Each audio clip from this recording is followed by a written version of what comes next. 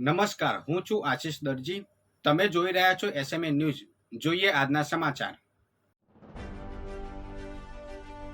ઉના શહેરના રહેણાંક વિસ્તારમાં મધરાત્રિએ સિંહના આટાફેરા, લોકોમાં ભયનો માહોલ સર્જાયો. ગીર જંગલના વન્ય પ્રાણીઓને ગ્રામ્ય વિસ્તારોની સીમવાડીમાં તેમજ શહેરી વિસ્તારમાં આવવું સામાન્ય બની ગયું હોય તેમ અવારનવાર સિંહ પરિવાર સાથે જોવા મળતા હોય છે. જોકે હાલ અસહ્ય ગરમીના ઉકળાટમાં વન્ય પ્રાણીઓ પાણીની તરસ છીપાવવા નીકળતા હોય સાથે શિકારની પણ શોધમાં આટાફેરા કરતા હોય તેમ ઉના શહેરના રહેણાંક વિસ્તારમાં એક સિંહણ રસ્તા પર દોટ મૂકી જતી હોવાની સમગ્ર ઘટના રહેણાંક મકાનના લગાવેલા સીસીટીવી કેમેરામાં કેદ થઈ ગઈ હતી.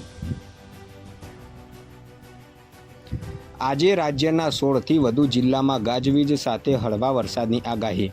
લોકોને કાળઝાળ ગરમીમાંથી મળશે રાહત. ગુજરાતમાં દર વર્ષે 15 જૂને ચોમાસાની શરૂઆત થતી હોય છે, પરંતુ આ વર્ષે 4 દિવસ અગાઉ એટલે કે 11 જૂનથી જ રાજ્યમાં વરસાદી માહોલ જામ્યો છે અને ચોમાસાનો વિધિવત પ્રારંભ થઈ ગયો છે. રાજ્યમાં ચોમાસાની શરૂઆતમાં જ અનેક જગ્યાએ સારો એવો વરસાદ ખાબક્યો હતો. અમરેલીમાં તો ખેડૂતોએ વાવણીના શ્રી ગણેશ પણ કરી દીધા છે. આજે રાજ્યના 16થી વધુ જિલ્લામાં વરસાદ વરસી શકે છે. હવામાન વિભાગની આગાહી મુજબ દક્ષિણથી લઈ મધ્ય ગુજરાત તેમજ સૌરાષ્ટ્રમાં વરસાદી માહોલ જોવા મળશે તેમજ અનેક જગ્યાએ ગાજવીજ સાથે હળવા વરસાદની આગાહી કરવામાં આવી છે.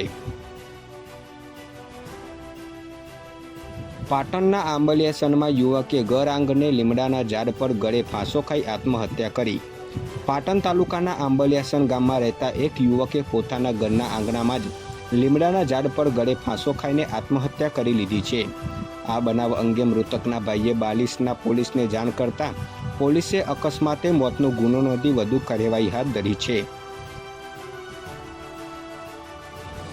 હાફેશ્વર નર્મદા નદીમાં મિત્રો સાથે નાહવા પડેલા યુવકને મગર ખેંચી જતા મોત.